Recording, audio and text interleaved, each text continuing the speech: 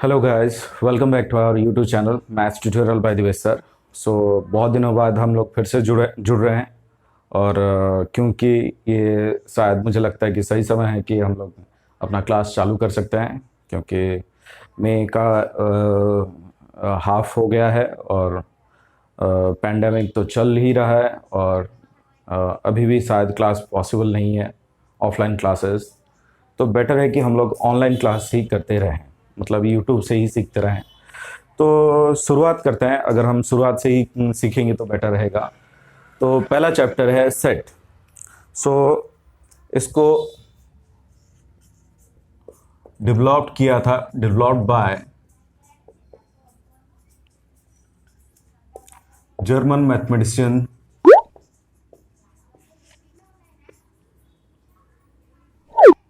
That is George canter.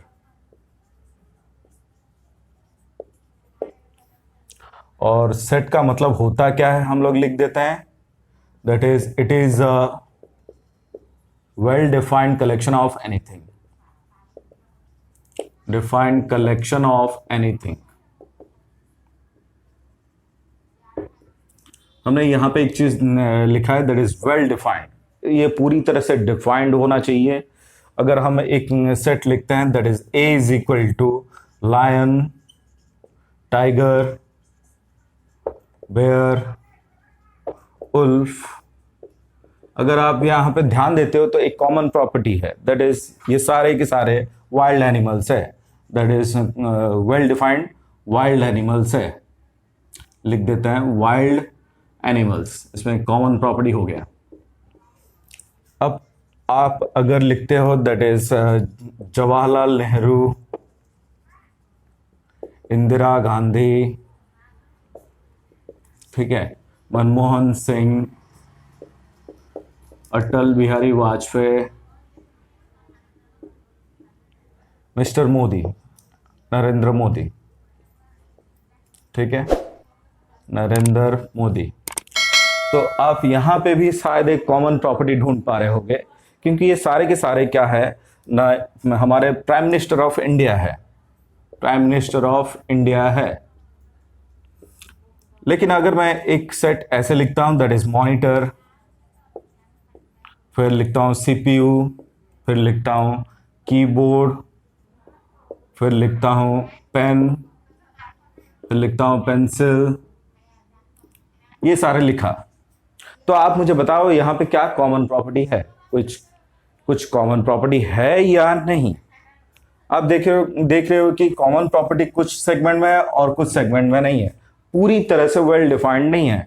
सो अगर ये तीनों की बात अगर करते हैं, it is a part of computer, और ये दोनों की बात करते हैं तो ये पार्ट ऑफ पेंसिल बॉक्स है, लेकिन पूरी तरह से कोई एक पार्ट ऑफ समथिंग नहीं है। तो it is not a well defined collection of anything, so it is not a set. It is not a set. अब हम देखते हैं method of writing set. Method of writing a set. So यहां पे हमें दो मेथड गिवन है, that is roster method.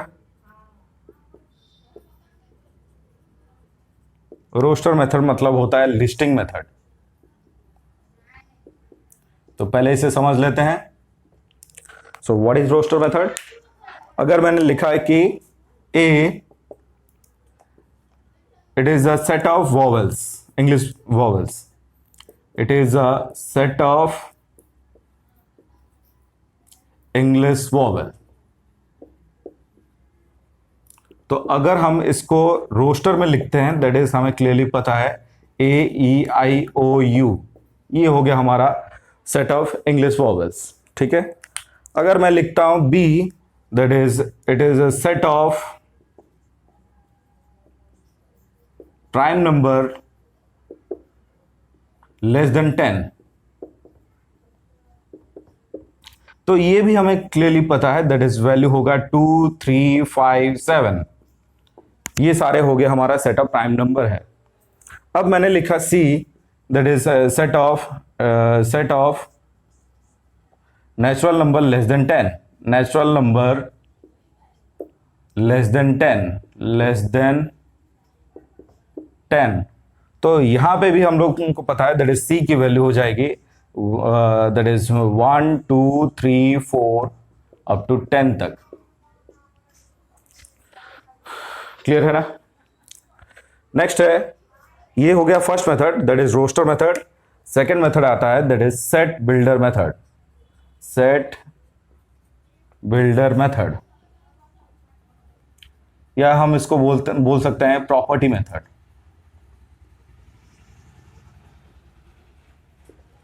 कोई भी एक डिफाइंड कलेक्शन को हम अगर एक प्रॉपर्टी से समझाते हैं तो हम इसको सेट बिल्डर मेथड कहेंगे।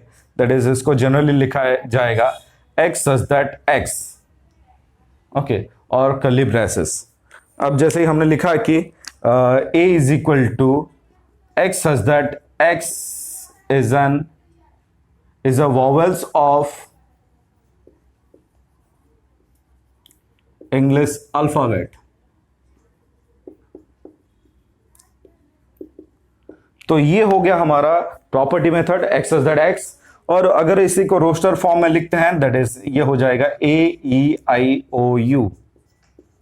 ठीक है, ये हमें क्लियरली पता है। और एक लिखा मैंने, let B is equal to x such that x is a prime number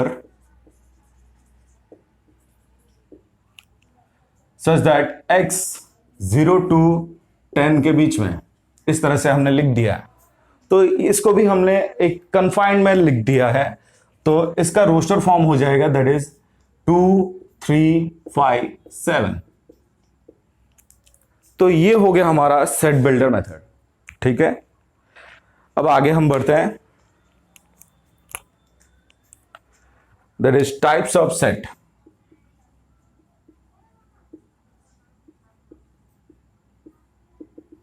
types of set बहुत सारे हैं। फर्स्ट है, हमने लिखा एम्प्टी सेट। इसको डिनोट करेंगे दैट इज फाइ से डिनोट करेंगे। एम्प्टी सेट को नल सेट भी कहते हैं, याद रखना है। That is denoted as phi, denoted as phi, phi से डिनोट करेंगे। और इसका मतलब होता है कि अंदर कुछ नहीं, कुछ भी नहीं, कोई भी एलिमेंट यहां पे नहीं होगा। और यहां पे हम बोल सकते हैं कि it has no common property, या बोल सकते हैं कि रॉन्ग स्टेटमेंट, रॉन्ग स्टेटमेंट। ठीक है, जैसे कि हमने लिखा कि A x such that x is a solution of, is a natural solution of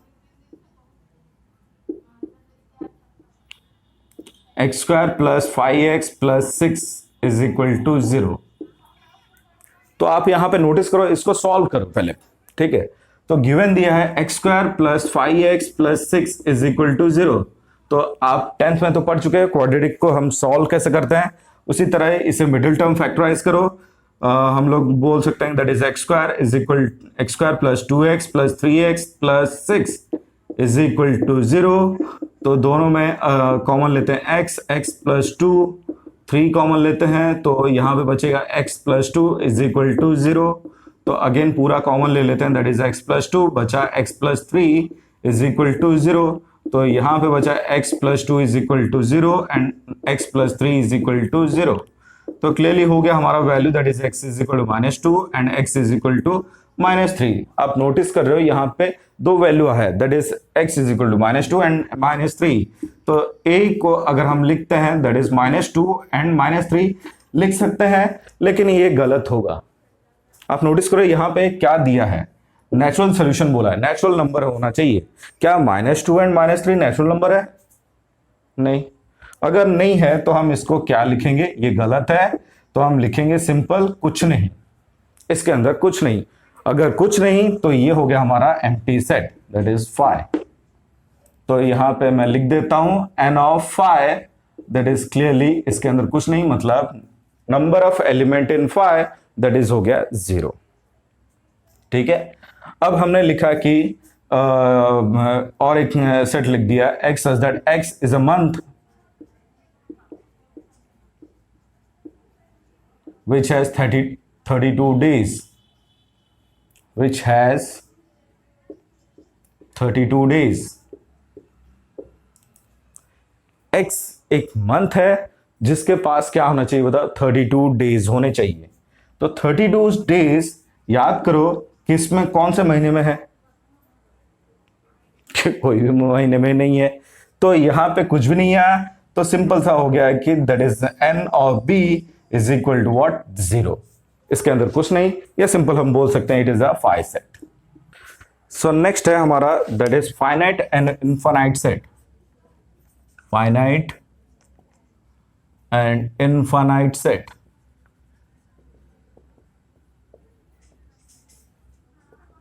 सो इसके नाम से ही पता चल रहा है, अगर हम इसको फाइनाइट लिखते हैं, finite, whose number of element can be counted, whose number of elements can be counted, जिसके हम एलिमेंट काउंट कर सकते हैं, that is n is equal to 5 और समथिंग 10 100 11, फिर कुछ भी, बट काउंट कर सकते हैं, तो हम इसको बोलेंगे फाइनाइट सेट। अगर मैंने कहा कि a is a set of x such that x is a set of even numbers less than 20, तो हमने यहां पे क्लियरली लिख दिया इवन नंबर है और वो होना चाहिए लेस देन 20। तो अगर इसे रोस्टर फॉर्म में लिखते हैं तो क्लियरली आता है 2 4 6 8 10 12। इवन नेचुरल नंबर लिख दो, बेटर रहेगा, natural number 10 12 14 16 18, but less than 20 का है तो 18 तक स्टॉप हो जाते हैं। तो यहां पे अगर आप देखोगे तो n of a that is number of elements in a 1 2 3 4 5 6 7 8 9, कितने हैं 9, तो एक लिमिट रह गया दैट इज 9 हो गया, तो हम इसको फाइनाइट सेट कहेंगे। ठीक है, आई थिंक क्लियर हो गया होगा। अगर मैंने लिखा b that is x such that x is a set of month in a year, set of month in a year, एक ईयर में कितने मंथ है, तो ये भी हमें क्लियर है, that is January February March April up to December तक अगर हम जाते हैं तो n ऑफ b क्लियरली हो जाता है 12। ठीक है, तो यहां पे भी एक लिमिट हो गया, दैट इज 12 तक ही हो गया, तो हम इसको क्या बोलेंगे, फाइनाइट सेट कहेंगे। ठीक है, नेक्स्ट है infinite set.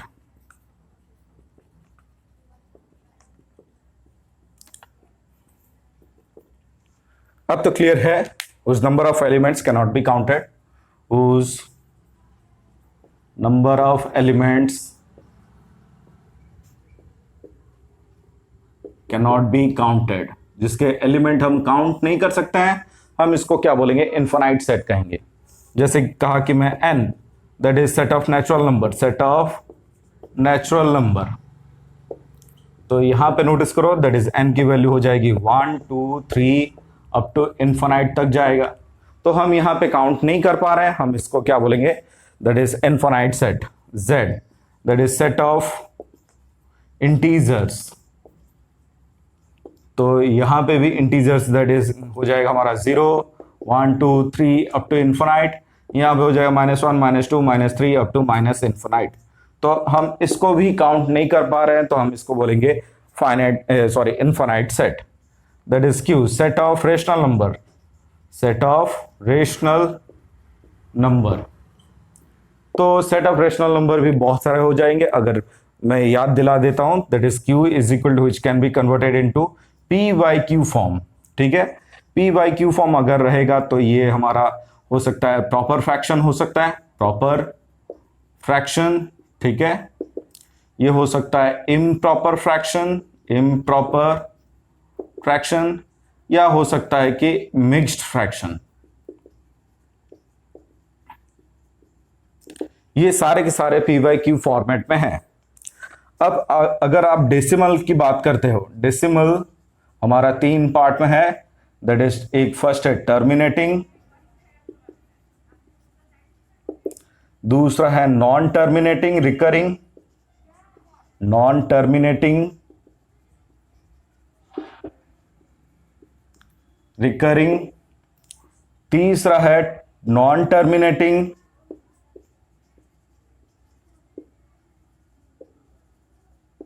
And non recurring. I think ये आप लोग 9th में पढ़ चुके होंगे। दैट इज टर्मिनेटिंग मतलब जो खत्म हो जाए, जैसे कि 2.3, 5.653। तो देखो ये पॉइंट के बाद एक डिजिट रहा मतलब खत्म हो गया, पॉइंट के बाद 3 डिजिट रहा तो खत्म हो गया। तो हम इस तरह के डेसिमल को बोलेंगे टर्मिनेटिंग।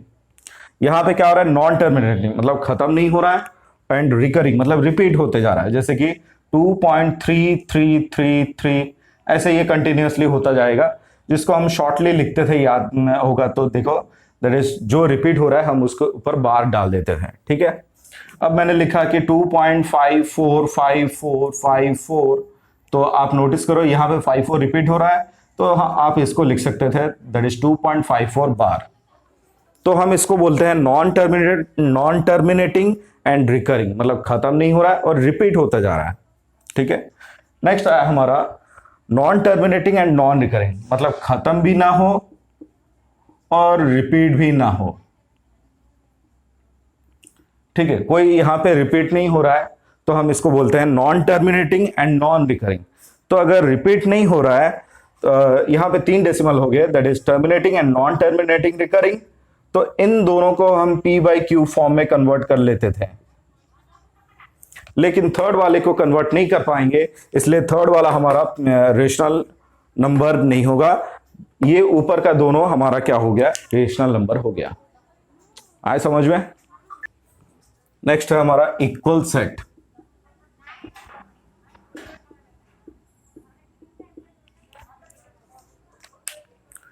इक्वल सेट मतलब if both the set have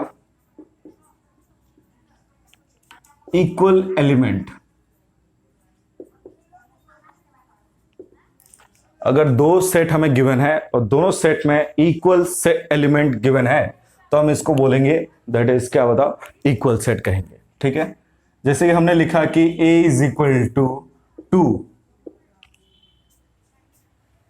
late a is equal to लिख दिया 2 एंड 3, और b एक सेट लिखा, that is x such that x is a solution of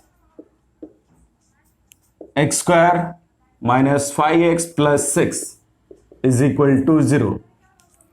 तो पहला तो हमें डायरेक्ट 2 3 जो है वो लिस्टिंग मेथड में दे दिया है। दूसरा हमें सॉल्व करना पड़ेगा, that is x square minus 5x plus 6 is equal to 0 को लिख सकते हैं हम लोग, that is x square minus 2x minus 3x plus 6 is equal to 0। तो यहां पे हम कॉमन लेते हैं x minus 2 minus 3, x minus 2 is equal to 0। तो यहां पे लिख सकते हैं x minus 2 x minus 3 is equal to 0। तो बोल सकते हैं कि x is equal to 2 and 3। तो क्लियरली b भी सेट हो गया 2 3। तो आप लोग क्लियरली देख पा रहे हो कि यहाँ पे a जितना है b भी उतना है, तो हम बोल सकते हैं कि a is equal to b, that is equal set. अगर सीधी सी बात है, दो सेट गिवन है और दोनों में एलिमेंट अगर हमारा सेम हो रहा है तो इसका मतलब वो इक्वल सेट है। नेक्स्ट हम देखते हैं equivalent set.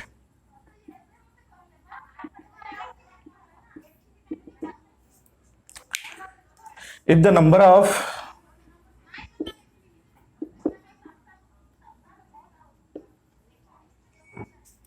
element in two set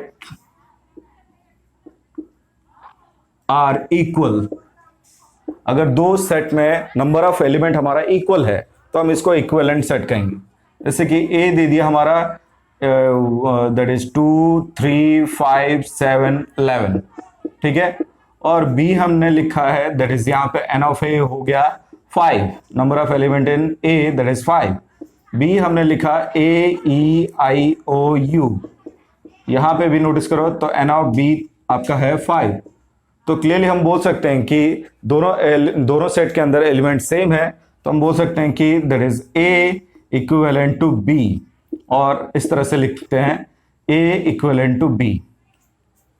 सीधी सी बात है, दो सेट के अंदर अगर एलिमेंट इक्वल हो जाते हैं तो हम इसको इक्वल सेट कहेंगे, और नंबर ऑफ एलिमेंट दोनों में सेम हो जाते हैं, दैट इज इसमें जैसे 5, इसमें जैसे 5, तो हम इसको इक्विवेलेंट सेट कहेंगे।